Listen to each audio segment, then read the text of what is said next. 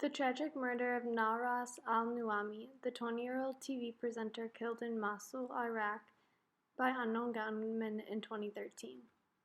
She was a broadcaster for an Iraqi TV channel, al-Masuliya, and she was also among 10 Iraqi journalists killed in 2013. As a reporter and a presenter, she covered women and youth issues in Iraq, and she was shot to death by 2 gunmen at age 20 after being attacked when she returned home from school on December 15, 2013. She attended Mosul University and focused in media studies. On December 15th in 2013, in Mosul, Iraq, she was shot and killed by 2 gunmen as she returned home from school to take a nap before going to work at the news station. Her mother saw the young gunman flee on a motorcycle. She was the 6th journalist killed in Mosul within 2 months. Violence is rising in Iraq since April of 2013 after a crackdown on a Sunni protest. There have been many terrorist attacks like roadside bombs, car bombs, and murders that killed over 20 people.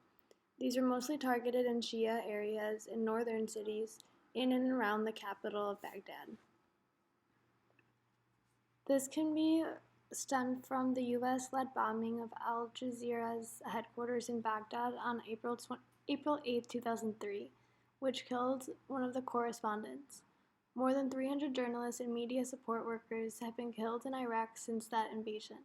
More journalists were murdered in targeted killings in Iraq than in combat. Kawat Jermayani was an editor-in-chief of a news website called The Real.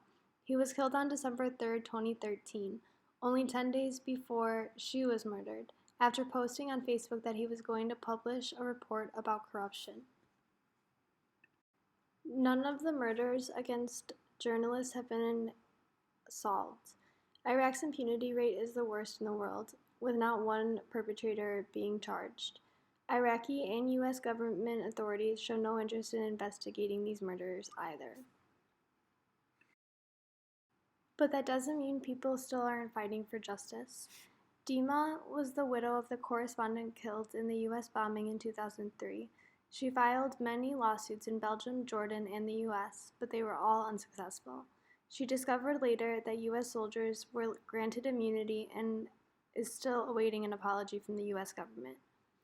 As with America's responsibility, between 2003 and 2010, over 30 journalists were detained in Iraq by U.S. soldiers.